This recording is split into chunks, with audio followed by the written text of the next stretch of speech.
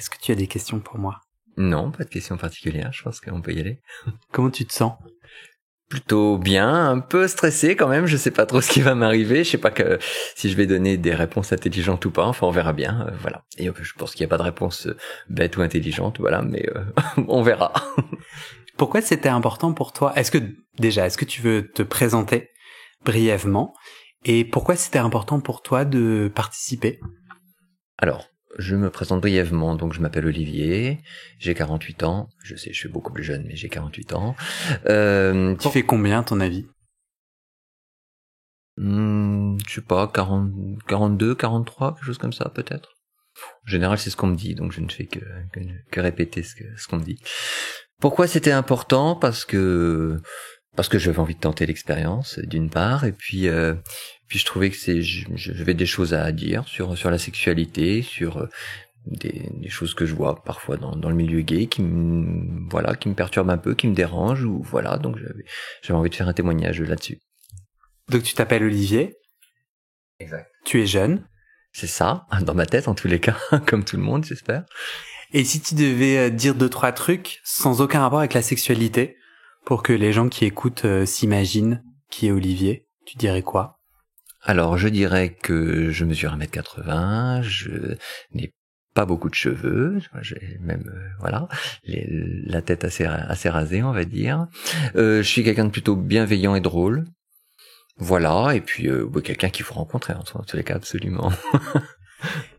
Et pour autant, tu veux pas que je mette ton profil dans le descriptif de l'épisode, puisqu'il faut te rencontrer. Pourquoi les gens ils pourraient pas avoir cette joie? Parce que je préfère quand les rencontres se font au hasard et non pas.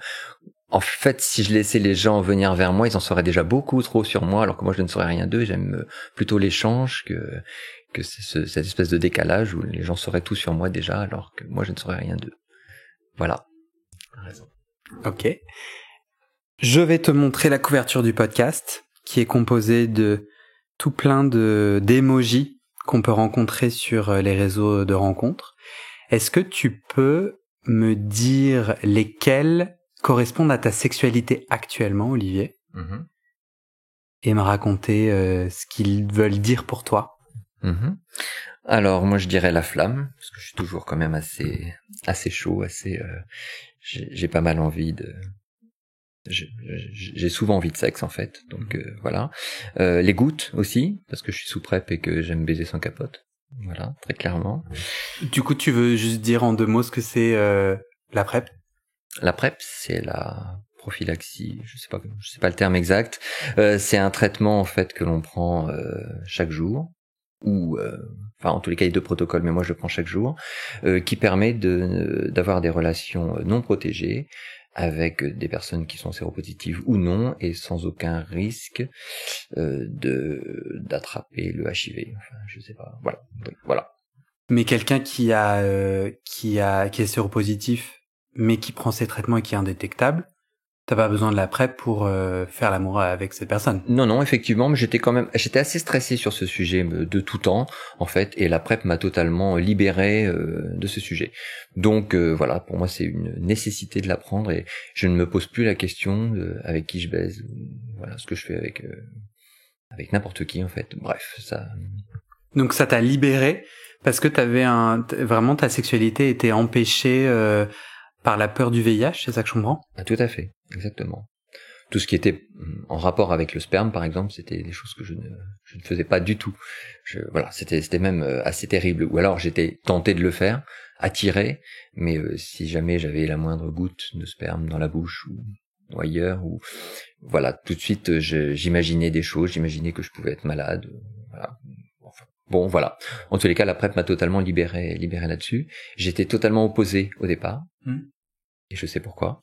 Parce que je fais partie des gens qui ont connu la génération SIDA à une époque où le SIDA faisait mourir encore des gens. Ah, ça le fait toujours, hein, dans d'autres pays, moins en France maintenant. Et puis je trouvais injuste, en fait, que simplement que les générations de maintenant, simplement en prenant un cachet, puissent passer à travers ça, et puis tout allait bien, c'était facile, et voilà, il y avait quelque chose d'injuste, je trouvais. Donc au début, tu te dis, comme je trouve c'est injuste, j'ai pas envie de l'apprendre moi.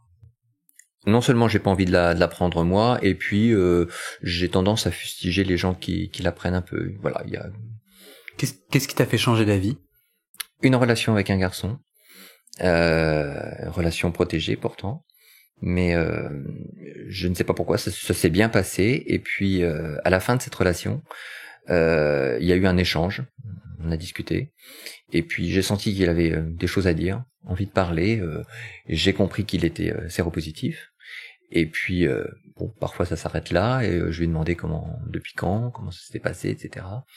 Et il m'a dit que ça lui était tombé dessus un jour, voilà, alors qu'il était très très prudent avant. Il mettait des capotes tout le temps, etc. Et puis un jour il a fait un test et puis il était positif. Et ça a bouleversé sa vie. Et il m'a dit, vous qui êtes de l'autre côté, vous avez la chance d'avoir la PrEP. Faut même pas se poser de questions. Moi, je me la poserai pas à votre place. Et il faut y aller. Faut la prendre. Et ça, du jour au lendemain, ça m'a fait basculer totalement. Et le lendemain, j'ai pris rendez-vous auprès de l'hôpital pour la prendre, en fait. En quoi la PrEP change tes rapports sexuels? Bêtement, si j'ai bien entendu ce que tu dis, c'est que comme t'as plus de stress par rapport au VIH, tu te sens plus libéré, plus heureux, plus léger, plus présent. Qu'est-ce que tu dirais, toi? Alors libéré, c'est sûr. J'ai plus ce poids, j'ai plus cette peur qui était tout le temps là avant, en tous les cas, et qui faisait que j'y pensais tout le temps, en fait, qui me retenait de faire des choses, voilà, quelles qu'elles soient, hein, qu'on parle du fist ou des choses comme ça, enfin aussi des techniques un peu moins, quoi, je sais pas comment dire, un peu moins conventionnel. Un peu moins conventionnel, voilà, c'était le terme que je cherchais. Et puis surtout par rapport au sperme, plus aucune peur avec ça, même d'être passif, en fait, voilà, aussi. Pour toi, le sperme, c'est important? Enfin, ça vient plusieurs fois dans la conversation. Ça fait partie des pratiques sexuelles qui sont importantes pour toi, qui te font kiffer? Ah oui, qui m'excite terriblement. Mais il y a de l'interdit dans le sperme. Mais justement, avec ce rapport au sida, justement, très clairement. Le sperme a été interdit pour moi, pour les gens de ma génération, pendant des années, en tous les cas. Et maintenant, on peut tout se permettre par rapport à ça. Et je crois que les premières fois où j'ai baisé sans capote avec la PrEP, ça a été les fois les plus excitantes, parce qu'il y avait cet interdit qu'on bravait, et sans prendre de risques, en fait. Alors, sans prendre de risques, il y a tout un tas d'MST, dont des MST incurables. Est-ce que je dis une bêtise si je dis que l'hépatite C se transmet et on n'a pas encore de traitement contre l'hépatite C? Je crois qu'il y a un traitement. Il est cher, en fait. Il est très très cher, mais il y en a un. L'hépatite A, je suis vacciné. L'hépatite B aussi. Et l'hépatite C, c'est celle qui se guérit, mais avec un traitement cher. Voilà, qui dure 2 mois. Et voilà. Ok. Faudrait que je fasse des recherches et que je sois un peu plus connaisseur de ça. Mais du coup, ce que j'entends, c'est que ces autres MST ne t'inquiètent pas comme le VIH. C'est ça? Exactement. Pas plus que ça. En fait, avec la PrEP, on est surveillé tous les 3 mois. Je reste très vigilant par rapport à ça. Donc, au moindre symptôme, j'hésite pas à aller voir mon médecin pour faire un test. Et puis la plupart du temps, d'ailleurs, quand j'ai des symptômes, ils sont que dans ma tête, parce que le résultat du test est négatif. Et effectivement, non, ça ne m'inquiète pas plus que ça. On entend parler de plus en plus d'MST qui sont devenues résistantes aux antibiotiques. Bon, voilà, peut-être, on espère tous passer à côté. Enfin voilà, ça fait partie des risques, comme quand on fume, quand on boit. On sait que c'est pas bien, mais on espère être celui qui sera pas concerné. Est-ce que tu te identifies hypocondriaque dans ta sexualité? Ah non, pas du tout. Non, du tout. Non, c'était vraiment le HIV qui me faisait peur et qui continue à faire peur à beaucoup de personnes. Et je te dis, faut vraiment le replacer dans le contexte des années 90, 2000, où il n'y avait pas encore de traitement aussi simple que la PrEP, et même des traitements pour les gens qui étaient séropositifs, pour éviter. Et voilà, on est passé à autre chose maintenant. C'est beaucoup mieux. Voilà. On continue les emojis. On y va. Tu as passé outre toutes les flèches sur qui pénètre qui, parce que et la pêche, on s'en fout. Alors, je suis plutôt actif, même oui, rarement passif. Pourquoi? Juste par plaisir, je te demande cette question aussi frontalement parce que dans pas mal de témoignages, les gens disent quand même que la pénétration, enfin je dis les gens, mais moi je le pense aussi, d'être pénétré c'est quand même plus compliqué que de pénétrer. Et en niveau préparation, je trouve ça très compliqué en fait. C'est vraiment le côté pratique qui m'empêche d'être passif la plupart du temps. Sinon, je pense qu'on a plus de plaisir à être pratique. Enfin, il y a plus de sensations. Est-ce que c'est du plaisir ou pas? Je sais pas. Pour moi, c'est équivalent en fait. Je peux pas le dire. Ça dépend de la personne que j'ai en face de moi. Mais du coup, pourquoi t'es plus actif? Parce que c'est plus pratique. Et puis parce que peut-être que sur Paris, j'ai l'impression qu'il y a un peu plus de demandes de passif, justement. Donc, c'est peut-être plus simple d'être actif. Voilà, ça répond à une demande qui est plus grande, en fait. Voilà. Plus de choix, en fait. C'est plus pratique. Ça veut dire quoi? Je comprends pas. Ça veut dire quoi quand tu dis, moi, je suis actif parce que au final, être passif, c'est moins pratique pour toi? Parce que la préparation d'un passif, enfin de quelqu'un qui veut être passif, le lavement, ce genre de choses, etc. Bah faut l'anticiper, etc. Alors que actif, on peut être actif à tout moment. Donc t'as la flemme d'être passif. T'as la flemme de prendre 20 minutes pour te faire un lavement. Ah oui, très clairement. Enfin, oui, mais c'est pas qu'une question de flemme aussi, c'est la peur de le rater. Très très clairement. Ouais, il y a la peur d'être jugé là-dessus, voilà. Donc je préfère ne pas. Alors après il y a d'autres jugements quand on est actif, hein, c'est est-ce qu'on va bander ou est-ce qu'on va pas bander. Pour l'instant moi ça se passe plutôt bien, donc j'ai pas cette peur en tous les cas. Mais j'entends que du coup quand t'es sexuellement actif avec un homme, il y a ces sujets de jugement, notamment en fait si t'étais, est-ce que toi quand t'es actif, tu peux juger un homme passif qui a des petits soucis de lavement? Ah non, pas du tout. En plus, moi, ça ne me dérange pas.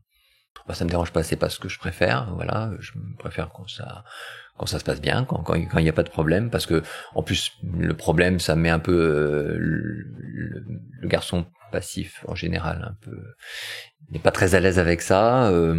Moi, j'essaie de le rassurer. Enfin voilà, c'est plus fluide en fait quand il n'y a pas de problème. Mais si ça arrive. Je sais très bien où.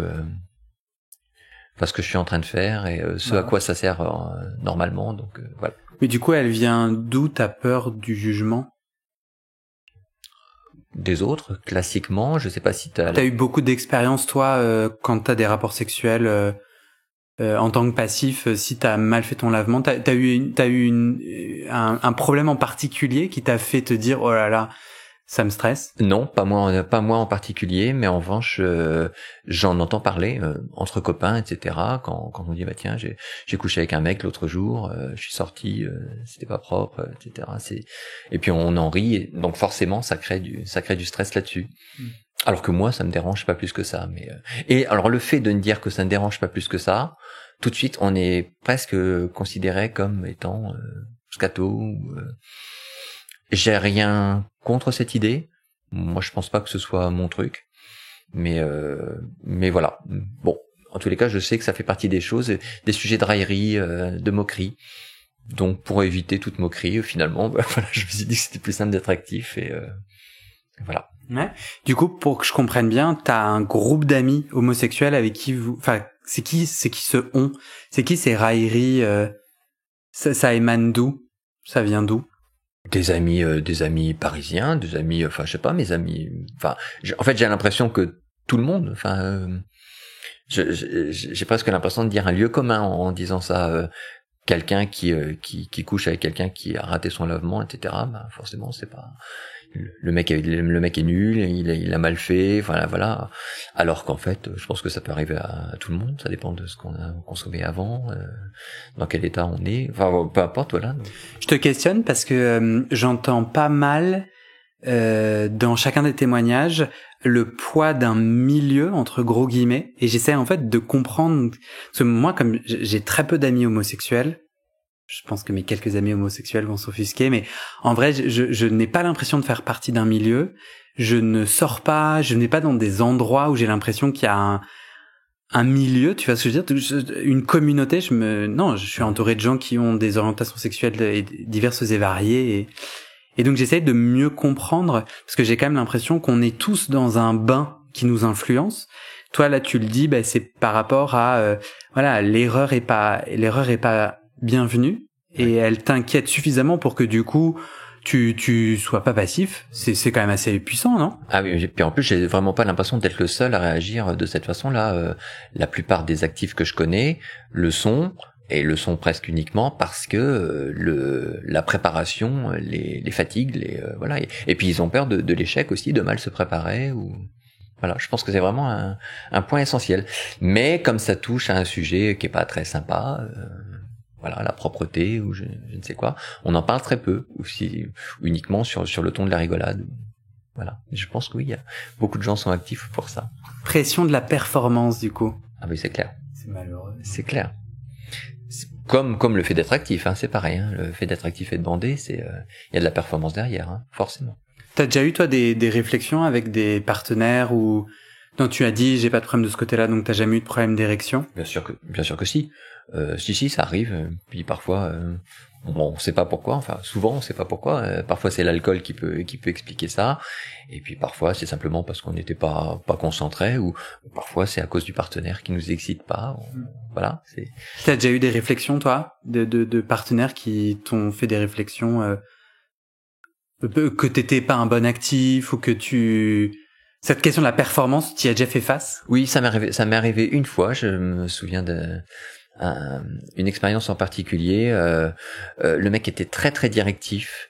Il se déplaçait, mais uniquement parce qu'il avait remarqué que j'avais une bonne queue. Enfin voilà, il était.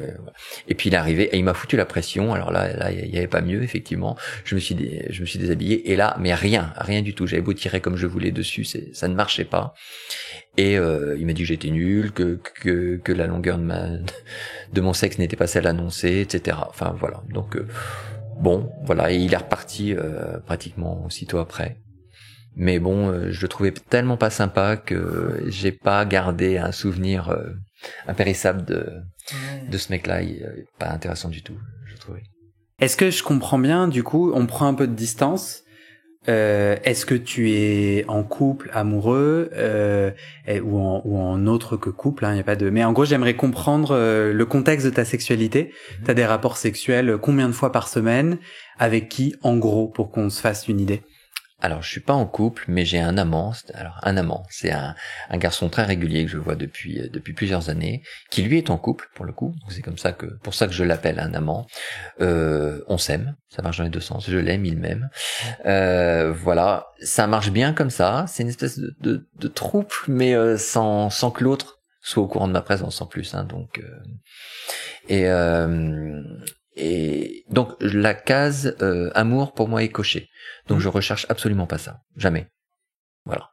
Autant je vais m'attacher à ce que dans un rapport je sois très sympathique, et j'attends de l'autre qu'il soit très sympathique, quoi qu'il se passe, que ce soit super ou que ce soit bien ou parfois moins bien, c'est pas grave. Tout peut être fait et dit avec le sourire.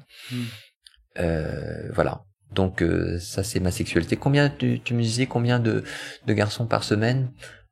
Parfois beaucoup. Parfois, voilà. Oui, non, c'est quoi beaucoup?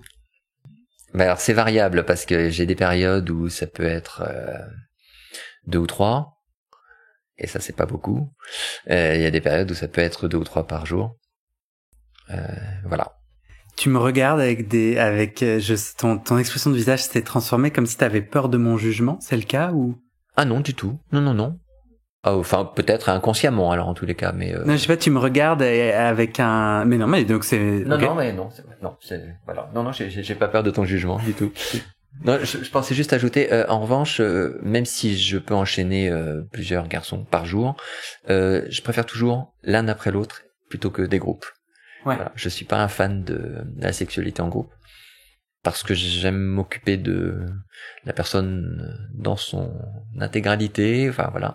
Et je me perds en fait quand je suis dans un groupe, je veux donner le même service à tout le monde et j'y arrive pas. Ouais.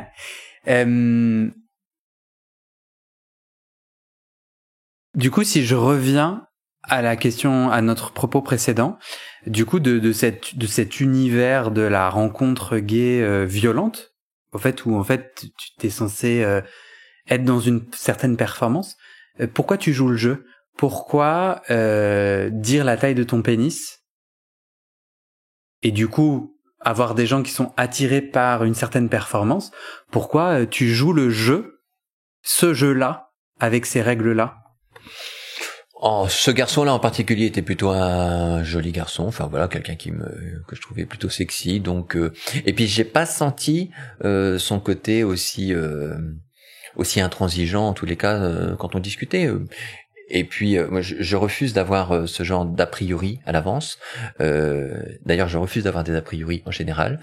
C'est parfois pas facile, mais j'en ai déjà eu et de plus en plus j'essaie d'aller vers les gens, quels qu'ils soient, quel que soit leur physique, leur couleur de cheveux, leur couleur de peau, etc., leur poids, leur âge, ça ne m'importe pas parce que j'avais ça avant. J'étais très très normé, voilà, un certain style de garçon me correspondait. Et puis j'ai découvert un peu par hasard que en couchant avec des garçons qui étaient totalement différents de mes critères de beauté, ça pouvait être aussi vachement bien. Et quand j'ai commencé à découvrir ça, je me suis mis à ne plus me mettre de barrière. Et voilà. Donc pourquoi pas, je ne voulais pas me mettre la barrière non plus de quelqu'un qui était un peu dans la performance et et puis en plus l'envie peut-être de me dire tiens tu vois tu pensais que ça allait pas être très sympa et finalement c'est très sympa, donc toi aussi tu te trompes. Voilà, c'était la raison. Toi tu trouves que le monde Grindr est un monde violent? Oui, impitoyable, presque stupide. Les personnes qui sont sur Grindr recherchent vraiment des garçons très très normés, que ce soit par la taille, les gens sont multicritères, taille, âge, taille du sexe, position, etc., games, enfin bon bref. Et on perd énormément de temps sur Grindr alors séduire c'est pas le mot, à se recruter. Et on peut très bien avoir fait un entretien de 2 heures qui s'est super bien passé et à la fin dire le mauvais détail et paf se faire bloquer. Et quelle perte de temps et quelle perte d'énergie, et puis quel dommage. Parce que les garçons qui se bornent à des critères très, je pense pas que ce soit très, pour eux, ça ne les grandit pas, je pense pas. Enfin, je pense qu'ils passent à côté de beaucoup de choses sympas. Mais net, tu joues quand même ce jeu-là pour trouver les garçons avec qui t'as envie de faire l'amour ou du cul. Je comprends pas cette expression net, ça veut dire quoi? Net, ça veut dire, en fait, si tu fais la somme de cette violence, de l'intransigeance et apparemment, enfin, tu me décris quelque chose qui est pas cool, quoi. Ouais. Et les avantages, ouais. ce que grâce à cet outil tu vis, net, si tu fais la somme, c'est positif. Ah oui, tout à fait. Oui, parce que les cas où ça se passe mal, ça reste vraiment à la marge. Okay. Et t'es ok de faire les entretiens, parfois te faire bloquer pour trouver les garçons. Oui, parce que ça c'est pareil, on peut jamais savoir à l'avance comment ça va se passer en fait. Et puis voilà, ça fait partie du jeu en fait, de cette séduction virtuelle. Séduction, non, je veux pas parler de séduction parce que c'est pas une séduction. Parce que surtout que dans les périodes où tu as du sexe avec 2-3 hommes par jour, je pense que t'en as des conversations. Oui, tout à fait. Mais là, dans ces moments-là, je suis un peu dans l'abattage quand même. D'ailleurs, en général, j'ai une grosse période comme ça et j'arrête totalement. Je suis un peu écœuré de ce qui vient d'arriver. C'est comme une espèce d'accoutumance, quelque chose comme ça.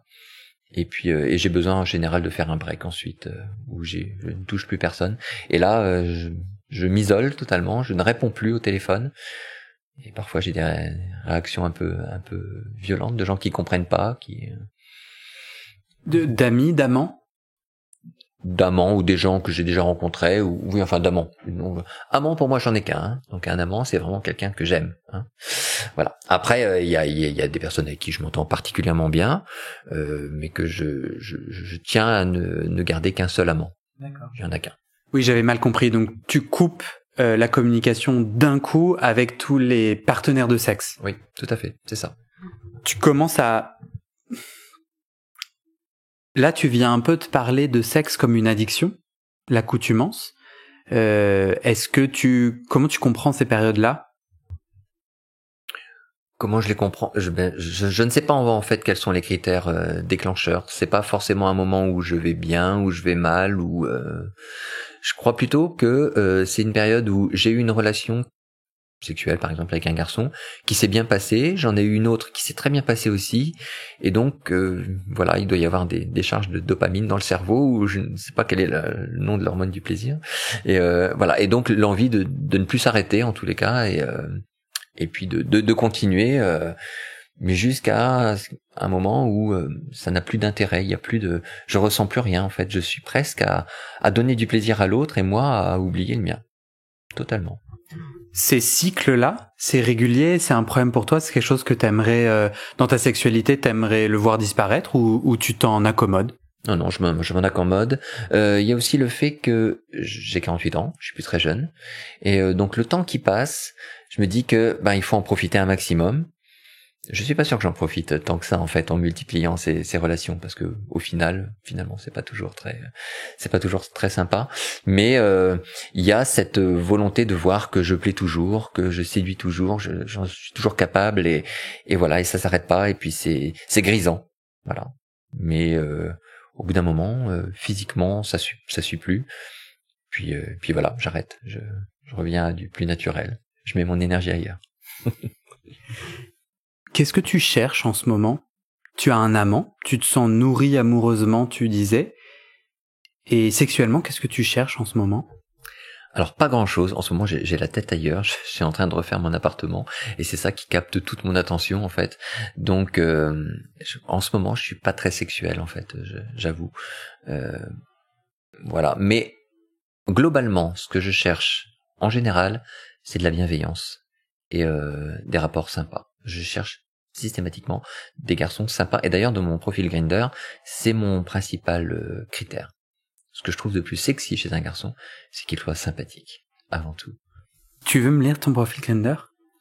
Faudrait que je l'allume. J'ai éteint mon portable, en fait, donc.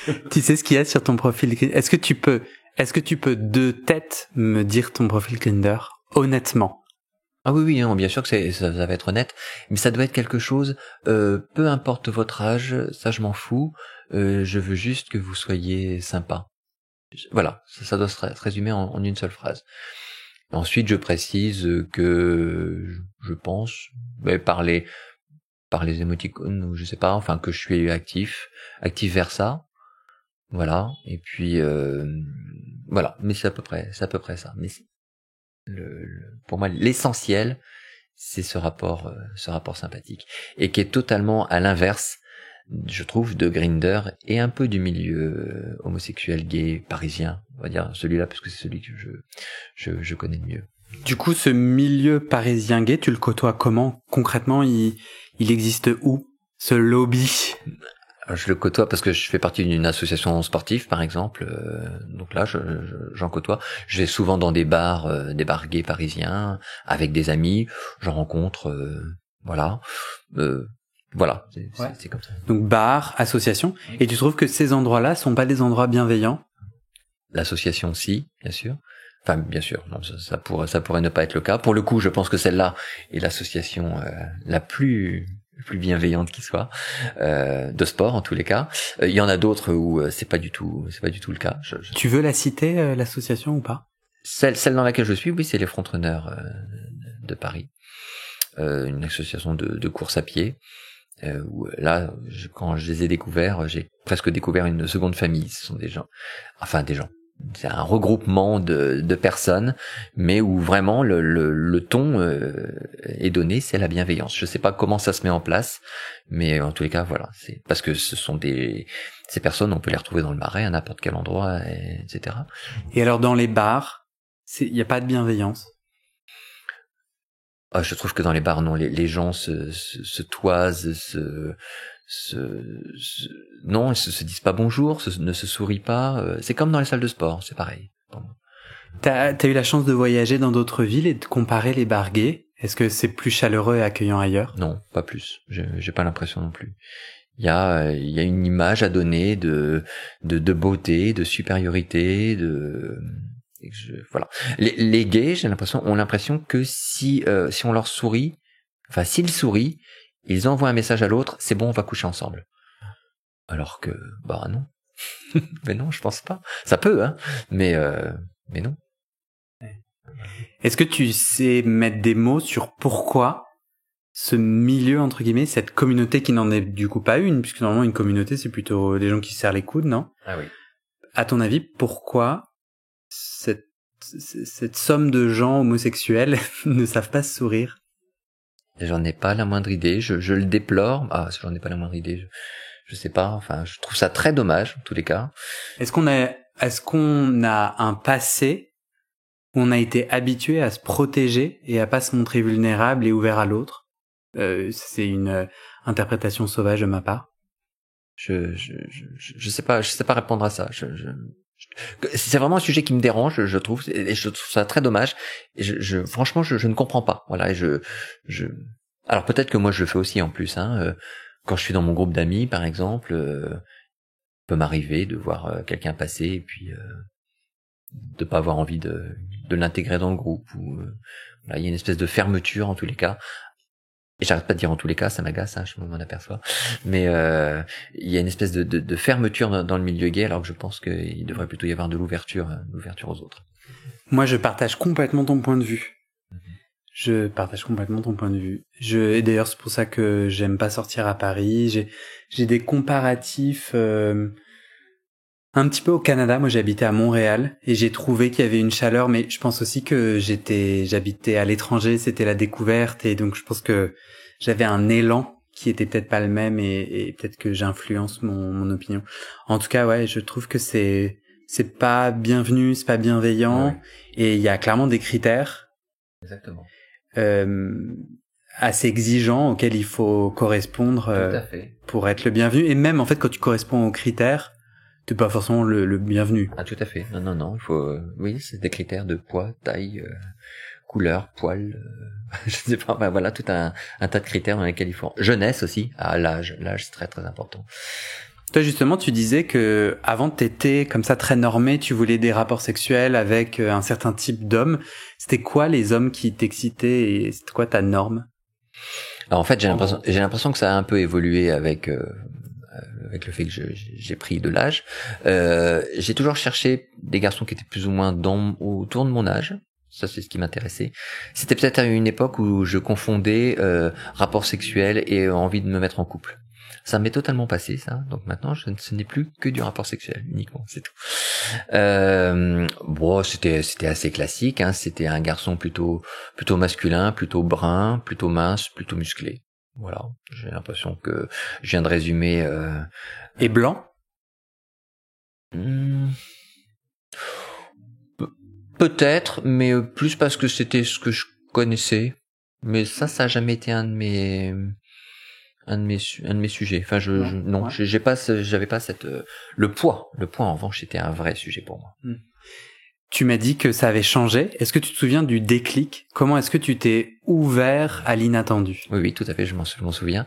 Je travaillais dans une société avant, et puis j'avais Grindr qui était allumé de temps en temps, et puis il y avait un garçon qui m'a contacté, qui habitait pas loin, et puis c'était un soir, enfin, j'allais sortir du boulot, et puis j'étais excité, j'avais envie, voilà, et j'avais bien repéré qu'il n'était pas à mon goût physique. Enfin voilà, il était en surpoids en fait, et ça c'était vraiment pas mon goût, hein, voilà. Et mais il m'a proposé d'y aller quand même et de me sucer en fait. Et donc j'y suis allé et je me suis à peine déshabillé. Lui ne s'est pas déshabillé du tout et puis il l'a fait. Voilà. Et puis j'en suis sorti. Bon, c'était sympa, le moment était sympa. Puis j'en suis sorti, voilà, en me disant bon, j'y retournerai pas. Et puis je sais pas, une semaine après, quelques temps après, il m'a recontacté. Et puis je me suis dit que finalement c'était bien sympa aussi. Et puis j'y suis retourné. Et puis on a commencé à discuter un peu. Et j'ai appris à le connaître. Et au bout de plusieurs rendez-vous de ce genre-là, bon, on a fini nu et puis j'ai fini par avoir une vraie relation sexuelle avec lui. Et puis finalement, c'était très très bien. Et voilà. Et ça, au départ, j'en aurais été incapable parce qu'il n'était absolument pas dans mes critères de... Tes critères qui viennent... pourquoi t'es imbibé d'hommes bruns musclés? T'es imbibé quoi? Des films porno? Est-ce que tu sais comprendre pourquoi t'exclus a priori cette personne simplement pour son physique? Alors, j'étais avant tout imbibé de poids, d'excès de poids et de volonté de rencontrer que des gens qui n'étaient pas concernés par l'excès de poids. Mais ça, je sais, ça vient de mon éducation. Ma mère est obsédée par les gens minces, en fait, et donc elle m'a inculqué cette volonté de ne pas grossir et elle exècre les personnes en surpoids. Voilà, bon bah ça quand on l'entend depuis tout petit, forcément ça a tendance à... Donc voilà, j'imagine que j'ai endossé ces goûts et voilà, et j'ai décidé de m'en détacher maintenant. Mais même ce genre de choses, quand j'en parle à mes potes, mes amis, ben je dois encore le défendre. Et d'ailleurs j'ai même un peu de mal à le faire parce que très vite c'est des railleries. Ouais, tu te tapes des grosses, voilà, ce genre de choses. Et je suis désolé pour toutes les personnes qui vont se sentir concernées qui vont écouter ce podcast, parce que moi je ne pense plus ça du tout. Ça te rend pas triste d'être entouré de gens comme ça? C'est des amis, j'imagine, qui te nourrissent autrement. Oui, bien sûr. Tout à fait. Non, parce que j'ai vraiment l'impression que c'est la majeure partie des gens. Alors je le restreins au milieu gay, mais je suis pas sûr que ce soit lié au milieu gay en fait. Hein.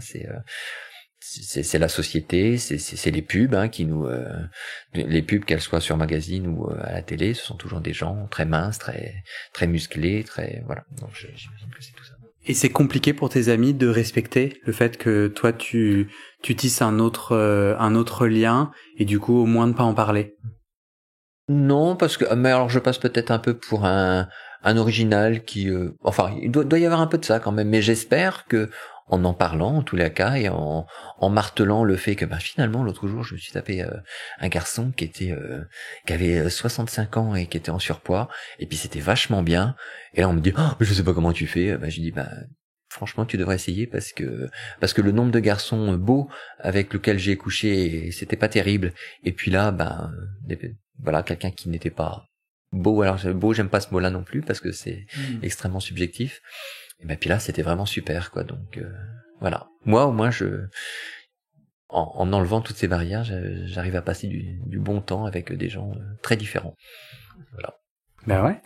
On finit les emojis pour aller au bout. Il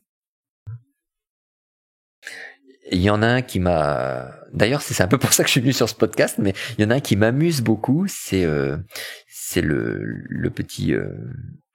le petit garçon qui est passif mais soumis, je pense. En bas à gauche. Celui-là, oui, en bas à gauche, exactement. Dit qu'il est agenouillé, on va dire. Oui. Puis sur les coudes. Ouais. Et puis il a l'air de souffrir un peu ou de transpirer un peu. Enfin voilà. D'être ému. Ému, c'est ça. Voilà. Lui, il m'amuse. Il m'amuse le décalage en fait entre quelqu'un de soumis et quelqu'un qui est prêt à absorber de la violence ou de son partenaire. Et puis là, je trouve que c'est pas très représentatif de la situation, mais voilà, lui il m'amuse en tous les cas. Et donc ça fait partie de ta sexualité, le fait d'être soit dominant, soit soumis? Oui, mais alors là, c'est vraiment pour moi un jeu de rôle. Moi soumis, non, je crois pas. Je crois que même quand j'ai été passif, j'ai toujours été celui qui dirige. Dans ma tête, j'ai besoin de ça pour que ça fonctionne.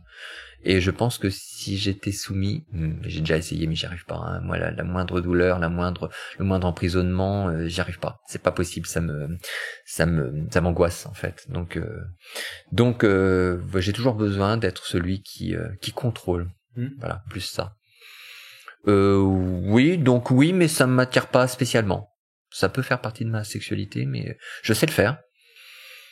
Bon voilà, après étant donné que c'est pas spécialement mon truc, je le fais peut-être pas très bien. Enfin, quoique les fois où je l'ai fait, ça va, j'avais l'air d'avoir de bons retours, mais il y a toujours ce sujet avec toi de s'adapter pour performer, pour être validé, quoi. Pour faire plaisir à l'autre. Et pour faire plaisir à l'autre, ouais, ça souvent. Mais oui, performer et faire plaisir, ouais. Pourquoi tu trouves pas quelques personnes qui, comme toi, aiment la bienveillance et avec qui vous partagez un lien qui t'inspirent, avec qui tu fais du sexe? Pourquoi? Et je crois comprendre que au fil du temps, tu continues à chercher des nouvelles personnes. Ouais. Le fait d'avoir des nouvelles personnes est important pour toi dans ta sexualité? Oui, oui, tout à fait. J'ai ces personnes régulières, en fait, mais je leur dis toujours que j'ai besoin de les oublier pour les revoir. Donc je ne veux pas les voir toutes les semaines ou quelque chose comme ça. J'ai besoin de les redécouvrir à chaque fois. Et c'est aussi ce qui fait que j'ai toujours envie de découvrir de nouvelles personnes pour avoir des nouvelles expériences, je sais pas, enfin voilà, découvrir. Et puis surtout, ça me rassure sur ma séduction, qui est parce que avec quelqu'un qui me connaît déjà, quelqu'un qui a déjà couché avec moi, assez de quoi je suis capable. Donc c'est plus facile. Alors que quelqu'un que je ne connais pas du tout et que j'ai besoin de convaincre, il y a un challenge que j'aime relever. Pour l'instant, j'y arrive encore pas trop mal. Voilà. Et le jour où tu n'y arriveras plus? J'y pense beaucoup en vieillissant. De toute façon, on est tous amenés à y penser, même si, alors pour le coup, là, pareil, la communauté gay gomme totalement l'âge, le temps qui passe, etc. Non, on a tous l'impression d'être jeunes et en super forme et que ça durera tout le temps. Le jour où j'y arriverai plus, ben je sais pas, peut-être que je serai débarrassé d'un poids, parce que le fait de toujours vouloir performer, être celui qui apporte du plaisir à l'autre, etc. Bah, le jour où ce sera plus le cas, bah, voilà, je mettrai mon énergie ailleurs, encore une fois. Je voyagerai peut-être, ou je ferai autre chose, mais voilà, peut-être. Bon, en tout cas, ça me stresse pas plus que ça, pour l'instant. En fait, je trouve ma question bête. Ça veut dire quoi, le jour où tu n'y arriveras plus? En fait, jusqu'à 80 ans, enfin, tant que tu as du désir sexuel, il y a des gens qui auront envie de le partager avec toi, non? Je suis pas sûr. Bon? Bah non, je suis pas sûr. Avec l'âge est un sacré critère discriminant. Hein. Bah, t'iras à 75 ans, tu choperas des gens de 75 ans. Ah, déjà, je suis pas sûr que ça m'attirera forcément. Voilà. Ou oui, non. Tu m'as dit que t'aimais bien les gens du même âge, donc oui, c'est vrai. Ça fit. Mais en fait, tu préfères les jeunes? Pas du tout. J'ai pas de préférence, mais j'ai quand même, je pense, des bornes. Alors la borne inférieure, c'est on va dire 18, hein, quand même. Voilà. Ça pourrait être plus bas si c'était autorisé, en fait. J'aurais pas de problème avec ça. Attention, je ne fais pas du tout l'apologie des rapports, surtout non consentis, entre personnes jeunes et personnes plus âgées. C'est pas, voilà, chacun fait ce qu'il veut, c'est pas un souci. Mais en haut, passé 65 ans, peut-être que voilà, il y a peut-être une différence de ressenti, de façon d'être. Voilà. En tous les cas, c'est ma barrière psychologique pour l'instant. Et je m'en excuse auprès de toutes les personnes de plus de 65 ans qui vont écouter ce podcast, en tous les cas. Voilà. Mais bon. Donc, pour toi, au-delà de 65 ans, on n'existe plus sexuellement?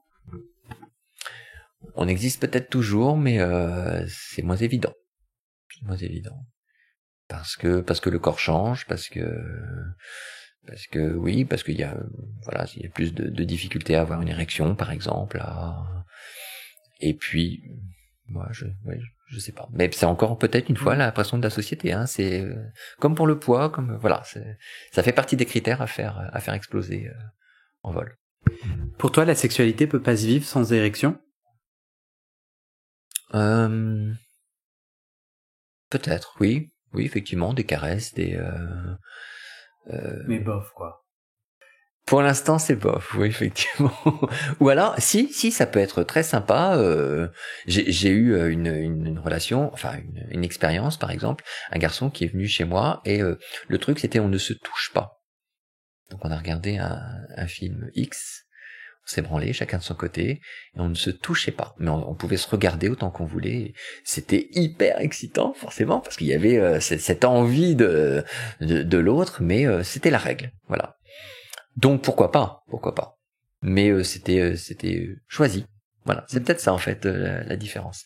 C'est qu'au bout d'un moment, quand on ne choisit plus, quand on est victime de la situation, enfin victime, quand on est obligé de vivre la situation de cette façon, c'est un peu plus compliqué.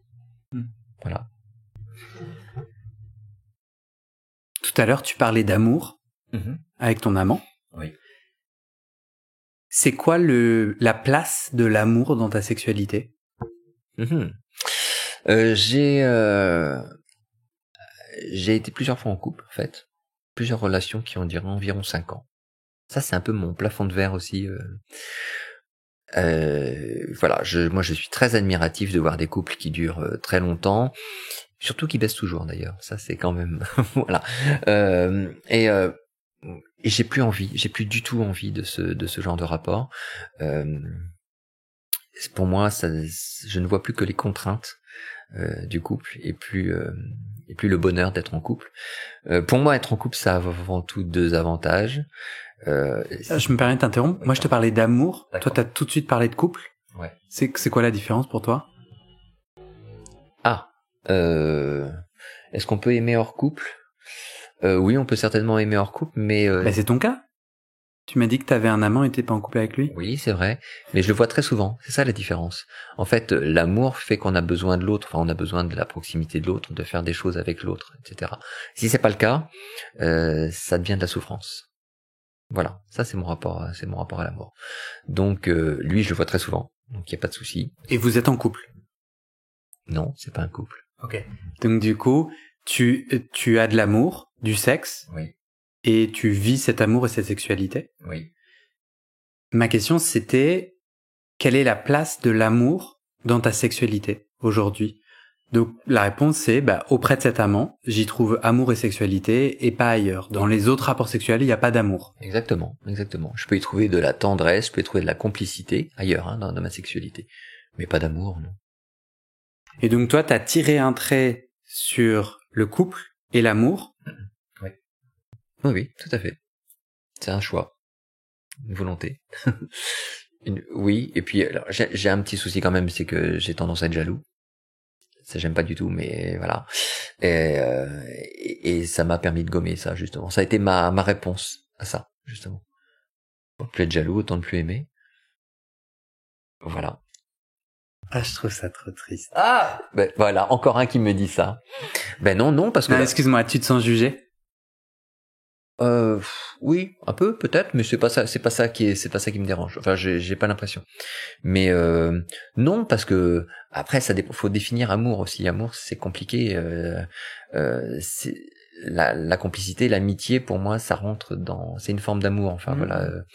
Je sais pas. En fait, j'ai pas un modèle et j'aimerais surtout pas que t'entendes. Alors là, si t'es pas amoureux, c'est juste la phrase que t'as dit était triste et j'ai pas entendu un choix puissant de quelqu'un qui dit non mais en fait moi je suis bien.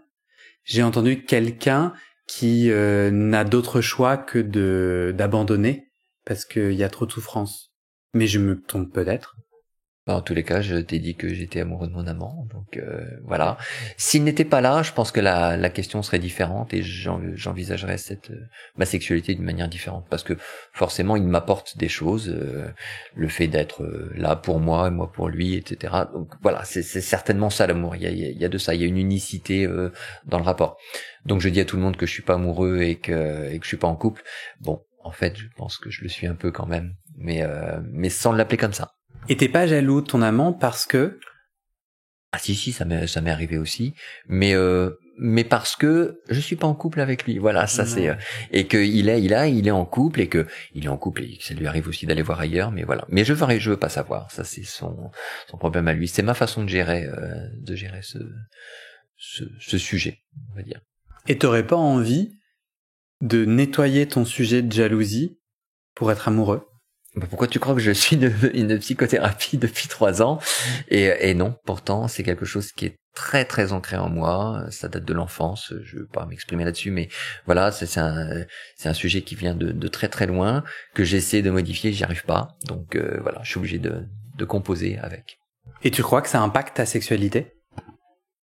Est-ce que tu as l'impression que avec ce sujet de la jalousie, de la difficulté avec la jalousie, du coup tu choisis une sexualité Alors oui, je pense que dans ma façon de ne pas vouloir m'attacher aux personnes, ce que j'ai dit tout à l'heure, de voir les gens, même avec des mecs avec qui ça se passe très bien, avec qui j'ai une très bonne complicité, etc., mais de faire en sorte de ne les voir que tous les 2 ou 3 mois, ou de laisser passer du temps, j'ai très clairement ça, je n'ai pas envie de m'attacher à eux, je ne veux pas les laisser rentrer là-dedans, parce que je sais que si j'entrais dans ce parcours, il y aurait forcément un moment où j'apprendrais que 3 jours avant ils ont baisé avec quelqu'un d'autre et ça réveillerait de la jalousie mal placée. Donc voilà, ça j'ai pas envie. J'allais te demander, quand tu regardes ton chemin de sexualité qui t'a fait arriver là, tout ce que tu viens de me dire, j'allais te demander quels sont les moments clés ou les pas de doigts dans le chemin, je sais pas ce que je veux dire. Oui. J'ai l'impression que ce qui s'est passé dans ton enfance autour de la jalousie a vachement influencé ta sexualité. Oui, tout à fait. Parce que évidemment, comme tout jaloux, je suis un jaloux infidèle. Je suis désolé pour tous les jaloux encore qui vont écouter ce podcast, mais moi j'en suis convaincu. La jalousie n'est que la projection de nos propres désirs sur l'autre, en fait. Donc on se dit, moi, à la place de l'autre, qu'est-ce que je ferais? J'irais, très clairement, hein. Je le tromperais. Donc il va forcément en faire autant, et voilà. Donc oui, ça a influencé mais je suis très heureux, hein. Ouais. Après, j'essaie de pas trop le claironner, mais voilà, oui, je pense être... Oui, je pense être bien dans mes baskets. Non, je répétais juste pour dire, on a parlé de VIH, oui. On a parlé de jalousie. Est-ce que tu penses à d'autres choses qui ont beaucoup influencé ton chemin de sexualité et d'intimité? Le sujet, l'ouverture d'esprit sur ce que j'ai cité tout à l'heure, ne plus avoir de préjugés sur le poids, l'âge, la couleur, voilà, tout ça, enfin, voilà.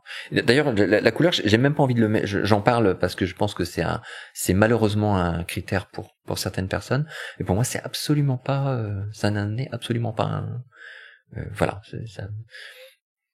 voilà, je comprends même pas que ça puisse arriver. Après, ça peut faire partie des préférences.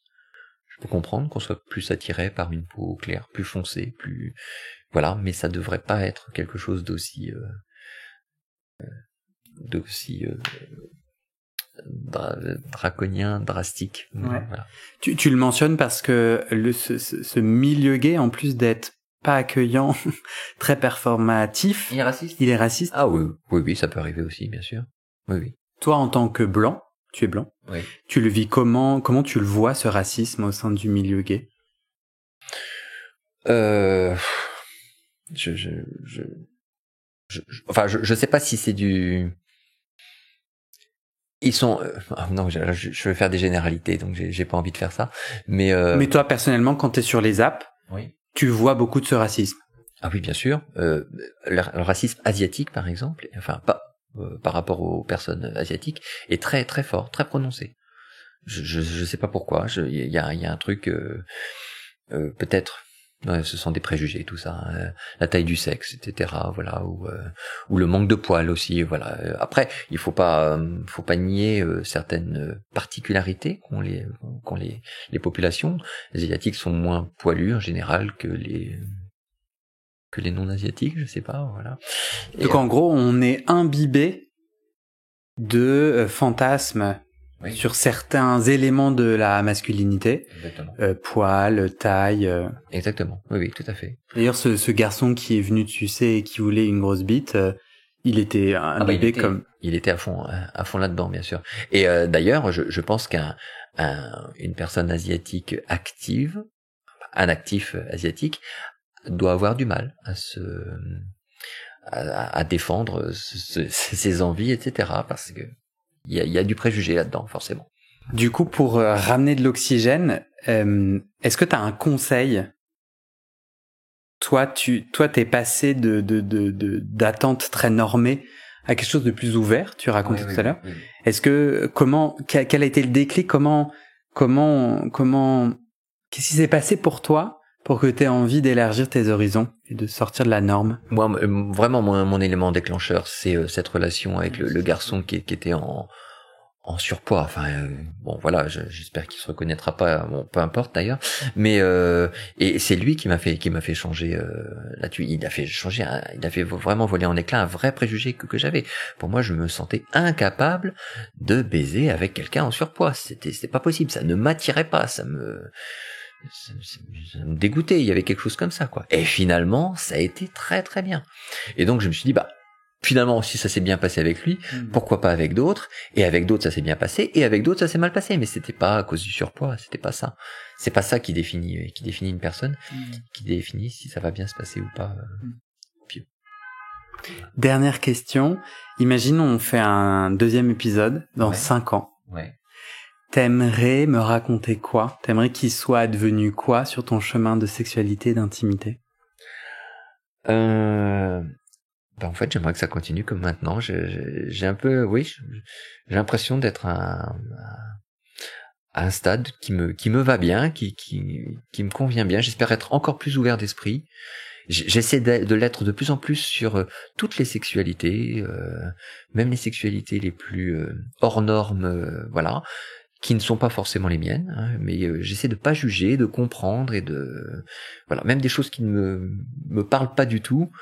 Si c'est la sexualité de quelqu'un et de quelques-uns, parce que enfin de nombreuses personnes, c'est qu'il y a forcément du plaisir et voilà, j'essaie de comprendre ça et de juger le moins possible. En même temps, je suis humain, donc je dois aussi combattre des préjugés que moi j'ai voilà en moi. Donc dans 5 ans, j'espère en tous les cas ne pas être toujours ouvert d'esprit, peut-être plus encore.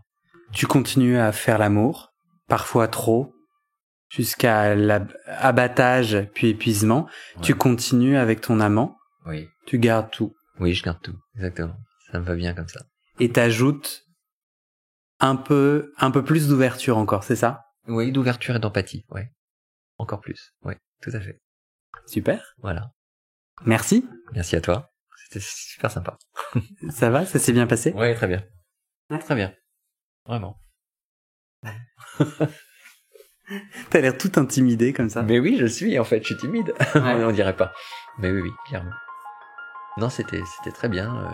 Voilà, je sais pas ce que va donner ma voix. On verra. C'est la première fois que je parle dans un micro, je pense. Bon, voilà, j'espère qu'en tous les cas, ce sera un témoignage qui permettra d'ouvrir l'esprit des maximum des gens qui m'écouteront.